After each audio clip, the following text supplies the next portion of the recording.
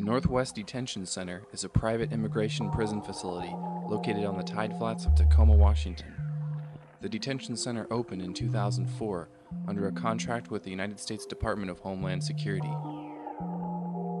Though owners have changed over time, the facility is now owned by the Geo Group, which operates prison facilities in Australia, the UK, South Africa, the US, and Guantanamo Bay, Cuba. A contract with Immigration and Customs Enforcement, or ICE, the largest and primary investigative branch of Homeland Security, expanded the facility's housing capacity to 1,000 detainees, making it the largest detention center owned by the Geo Group on the West Coast. In 2003, ICE launched Operation Endgame, the largest police operation in U.S. history. Its goal? To remove all undocumented migrants from the U.S. by the year 2012. The project's predecessor, Operation Wetback, in 1954 removed 1.2 million Mexicans from the American Southwest. Since July 2007, raids have increased the number of detained migrants from 18,000 to 26,000 nationwide. Homeland Security relocates 700 detainees a week in the United States. Migrants in the facility in the Northwest are mostly from the regions of Oregon, Idaho, Alaska, and Washington. Due to an increase in raids, they've recently come from places like New York, Puerto Rico, and Guam. Nationwide, tens of thousands of children every year lose a parent to deportation. 85% of those detained don't have legal counsel, since they do not have a right to due process or protections against unlawful searches or seizures. After raids in the Northwest rounded up hundreds of migrant workers at a time from places like Auburn, Washington, and Portland, Oregon, a protest in solidarity with the No Borders Action Camp in Arizona took place in Tacoma at the same time.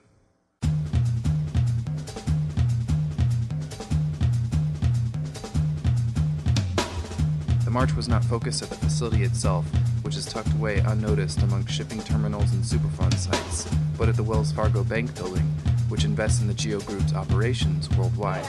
All private property or you will be arrested. You're white, racist, superior. The immigrants who are down there in the detention center have a right to due process under the Constitution of the United States. George Bush has no right to hold him on a trial. Tear it down! Tear it down! Tear it down! The march was labeled a Homeland Security threat and policed heavily. Police with cameras and less than lethal weapons intimidated protesters and suggested that local landlords evict the protest organizers from their homes.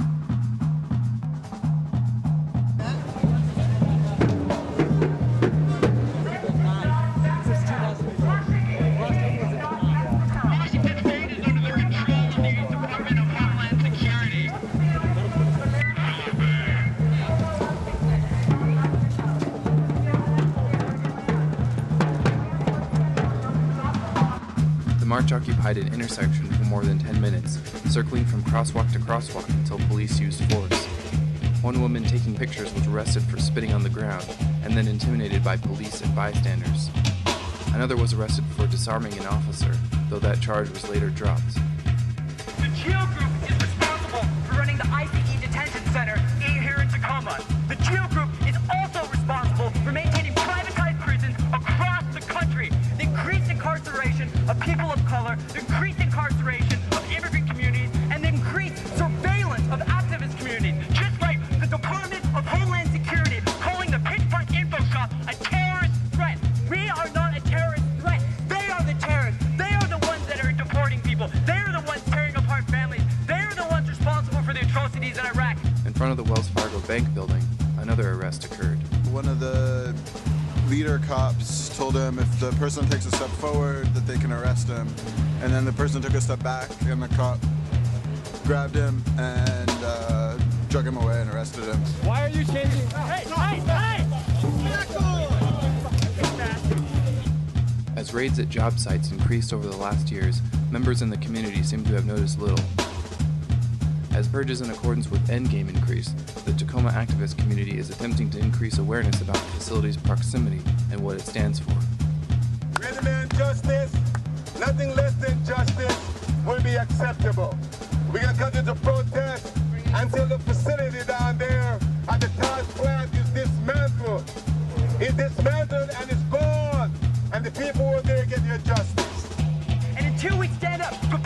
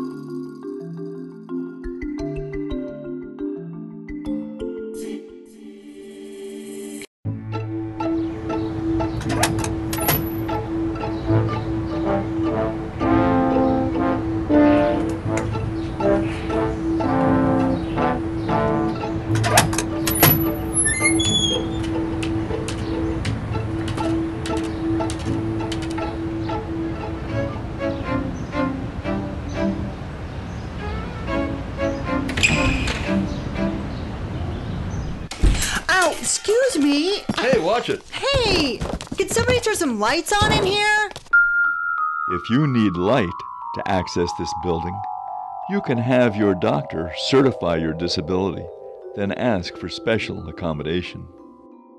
Equal access is a right, not a privilege. I'm John Schorsch. I'm Sarah Green. I'm Deborah Peterson. And I'm Donna Lawrence. Ow! Oof!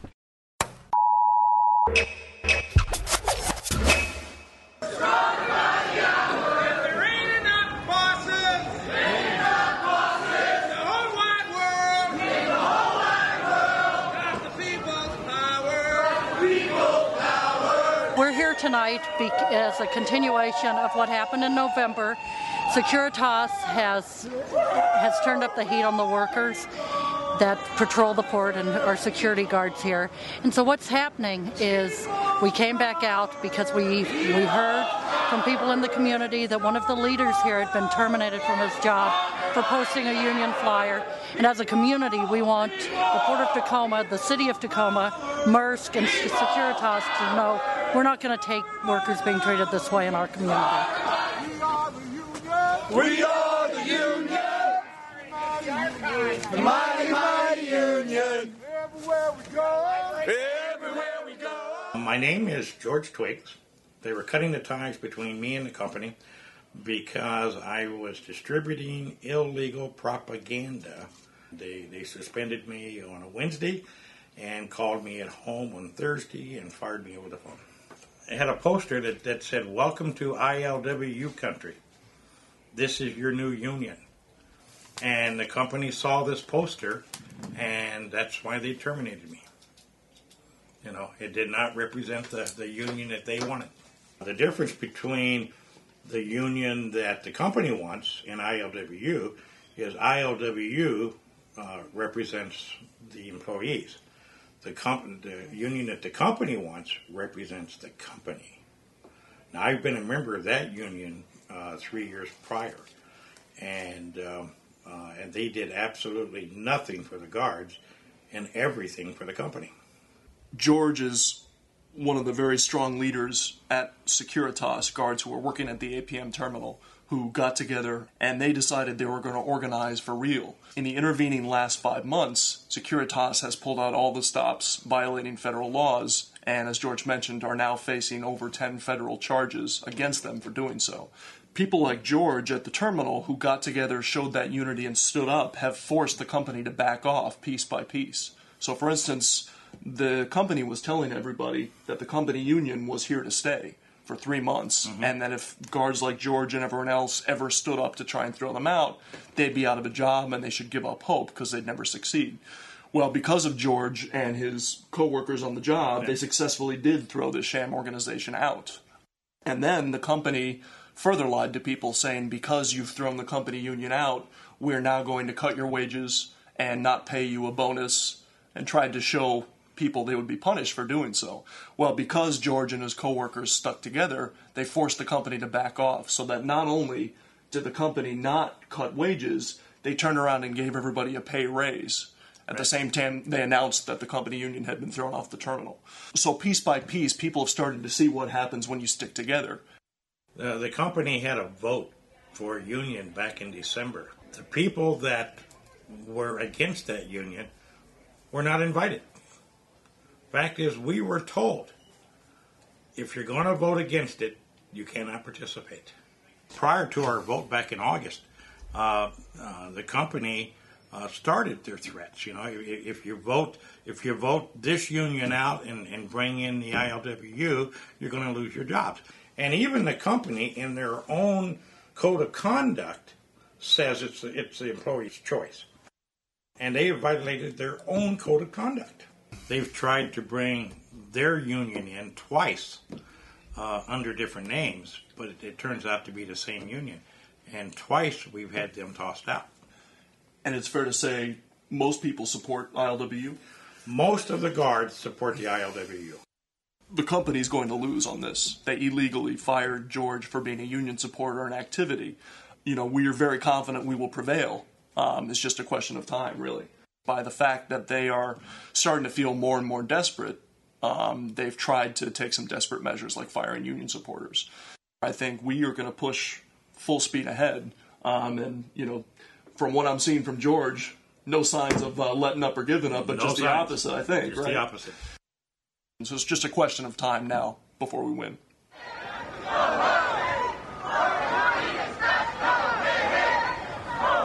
Don't we own the port? Don't we own the port? Whose port? Our port! Whose port? Our port! Whose port? Our port! Whose port? Our port! And the longshore are still honoring our life. This fight has been going on since prior to August. The company has done everything that they can possibly do to stop it. The fight is not over. It will continue. We will prevail. We will be members of ILWU.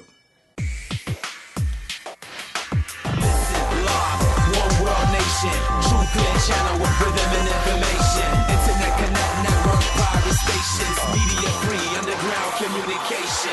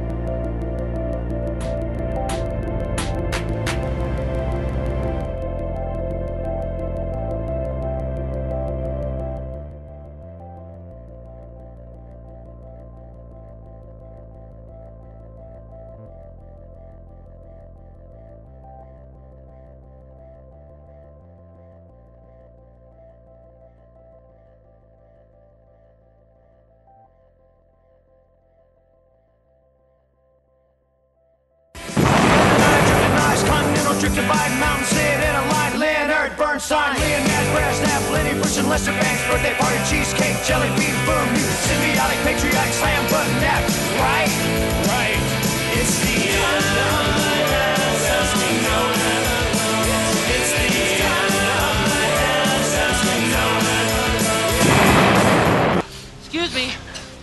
doing some thinking, just kind of looking at our situation here, and I've come to the conclusion that we're completely off.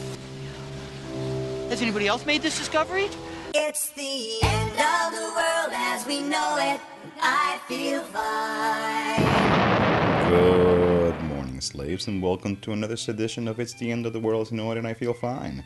The show where we tell you the truth by any means necessary. I am your host, the Stimulator, and for the second time this year, oil prices hit $100 a barrel. I asked the leading presidential candidates to comment about our current energy crisis, and here's what they had to say.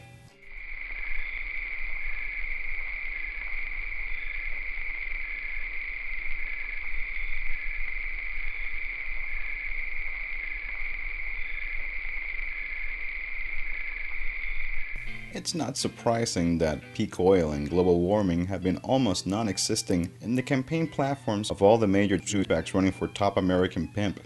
Yes, I said pimp. And the Clintons are pimping Chelsea up. So there. In any event, Republican economists were quick to blame the spike in oil prices to an explosion at a Texas refinery that forced its closure. While this may hold some truth, economists fail to mention that there is very little wiggle room between supply and demand of oil, and that a small incident such as the closure of a refinery or political strife in a tiny oil-producing African nation can send the price of oil soaring, which is why the US will never invade Iran. So there. But if you still need proof of the desperate need for oil in our economies, look no further than the motherfucking tar sands. If you don't know about the motherfucking tar sands, here's a short explanation. The motherfucking tar sands are tracts of land encrusted with extra heavy oil. The largest deposits exist in Canada and Venezuela, and smaller deposits in the US and Russia. In order to extract the oil from these sands, the land is strip mined, large amounts of water are converted into steam using a shitload of natural gas in order to separate the sand and clay from the extra heavy crude. The cost of extracting 1 barrel of oil from the tar sands is about $28, which is roughly what we were paying back in 2001. But at current oil prices, well, you do the math. Canada's tar sands in Alberta crank out about 1 million barrels a day of this expensive oil, and it is estimated that Canada has more oil in Alberta than Saudi Arabia. This has created a gold rush mentality with greedy sons of bitches flooding the area in search for fortune. But like everything that's too good to be true, the motherfucking tar sands are too good to be true. Last week, the group Environmental Defense released a report that stated, Alberta's oil sands are the most destructive project on Earth, causing environmental damage well beyond provincial borders. Here's Matt Price from the group Environmental Defense. Well, the tar sands has several impacts. One is the land base. They're talking about sort of either digging up or largely destroying an area the size of Florida. There's also significant carbon emissions. There's huge growth in greenhouse gas emissions is taking place in the tar sand. It's the single fastest growing source of emissions in the country. And there's also toxics issues. We're creating the largest toxic lakes in the world that you can now see from space with the naked eye. Maybe folks in Alberta should take a cue from folks in British Columbia, who have been actively resisting the destruction of a pristine forest in Vancouver Island. Even after 70 Royal Mounted Yaxmen arrested forest offenders, activists returned and used their bodies to stop the destruction. Here is Earth First activist Zoe Blunt commenting on her group's new resistance tactics. I think we've changed the rules of the game here, and the new rules are if they want to do this kind of aggressive, horrible development, they're going to have to call in a small army to do it. They're going to have to do their logging with hundreds of police officers and have the whole place under guard, because otherwise we're going to stop them. And speaking of small armies, a spontaneous rebellion ensued during a Dead Prez concert in Olympia, Washington.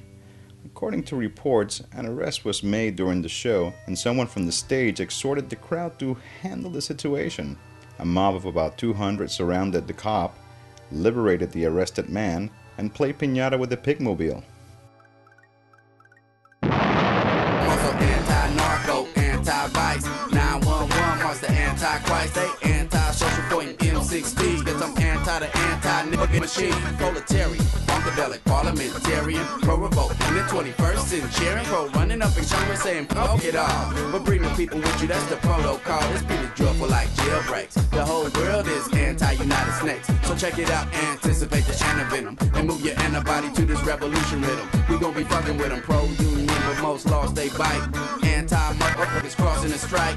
Take a look around and be for or against, but you can't do shit if you riding the fence. Ride the fence. Now you don't really wanna ride the fence.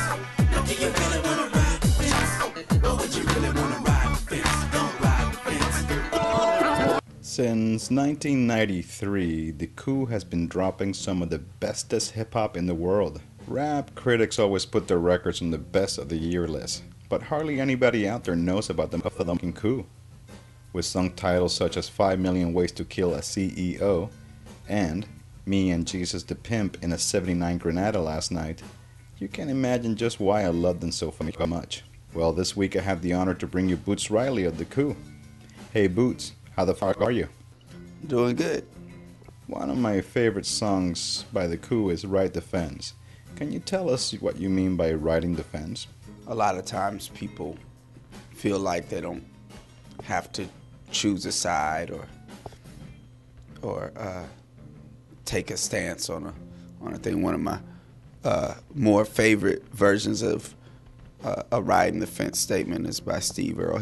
He always says, "I don't got a dog in that fight."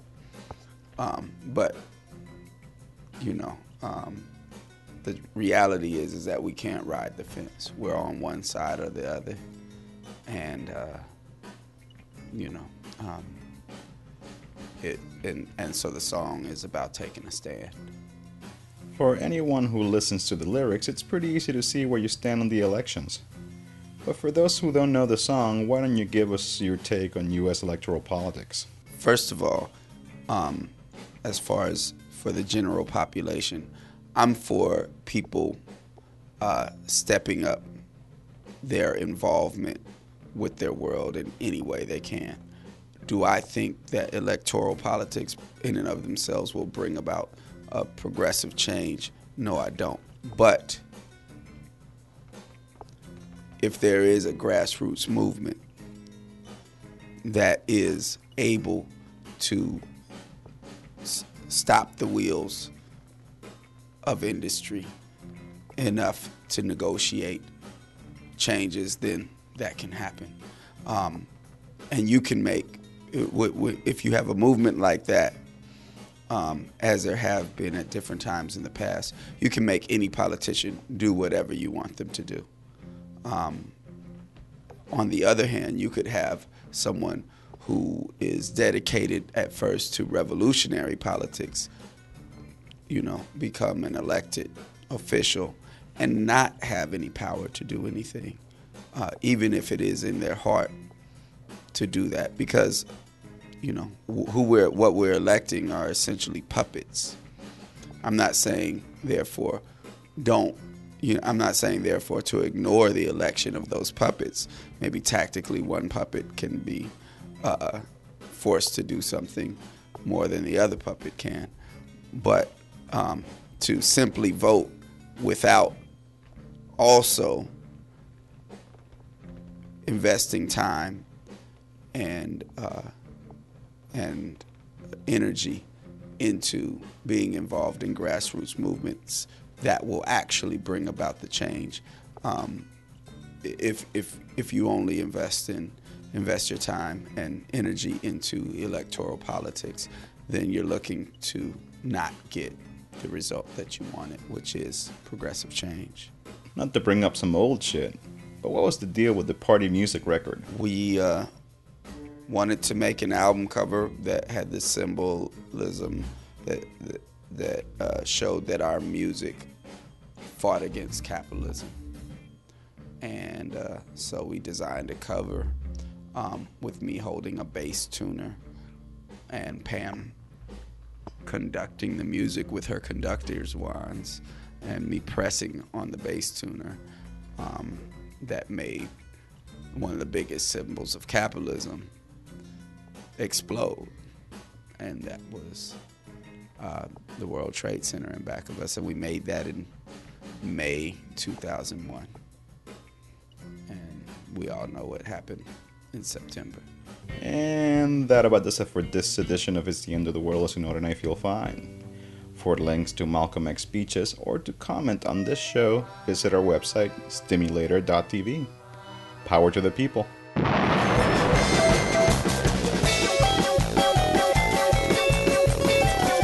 Remember, kids, you can podcast high-quality video of this show at submedia.tv.